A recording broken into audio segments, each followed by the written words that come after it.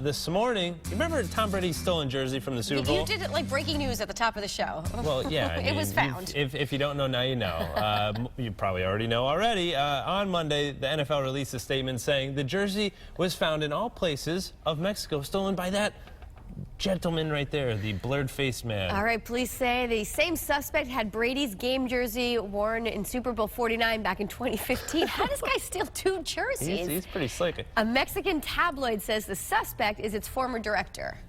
So he was a great employee, apparently. Right now, the jerseys are back in Boston undergoing a series of tests where they'll make sure that they're real, and Brady thanked the police for finding the jersey. I have to say that I lost a suit jacket here in the studio a few months ago. I don't think it's in Mexico. No? I just don't know. No, I don't think anybody took it either. We didn't get the FBI on top of that? No one's looking for your blazer, my friend. Shucks. Other than you.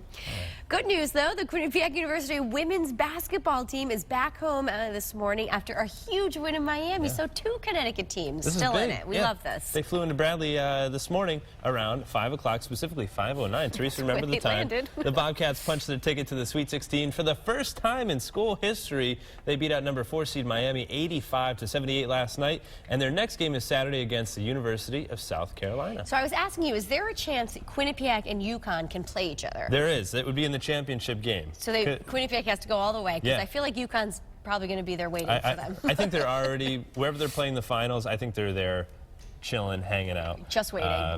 But anyway, that would be really interesting. We'll have to see if they can keep up the momentum here. 2 Connecticut teams, and then imagine if QU upset UConn. That would be...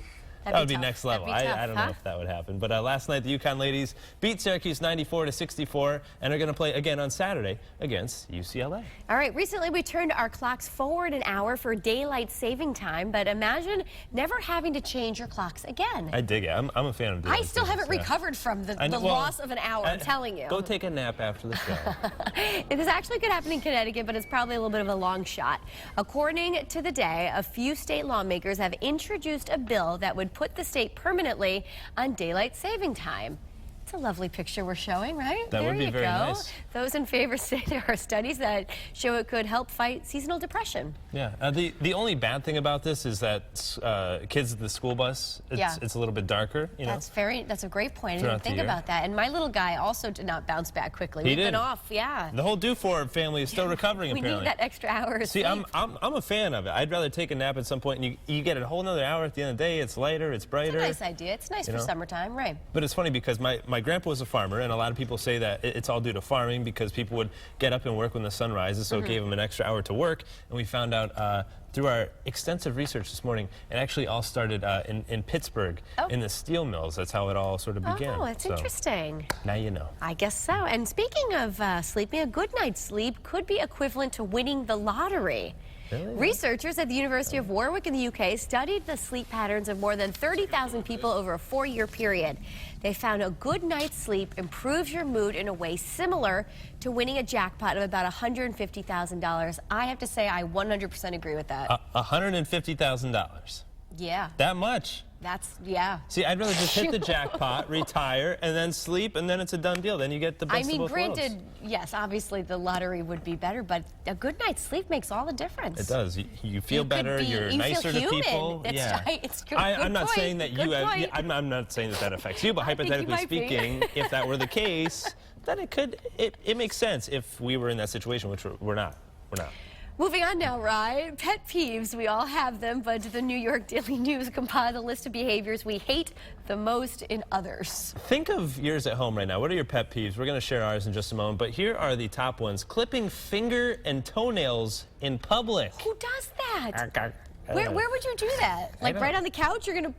Well, I did it here an hour ago, but we don't have to tell you about that. Oh my gosh. How about loud talking in public places? Speaking of your toes, like when you're getting a manicure or a pedicure. That's up there for my pet peeve. If I'm sitting there getting my toes done, please don't be on your phone. I don't want to hear your conversation. How about the shopper at the checkout looking for the change of the discount card? Please be ready. You know you have to pay for your items. Have them all set and ready to go. Don't be fumbling. I think like Walgreens and CVS are the worst because they ask you, excuse me, do you have your rewards card?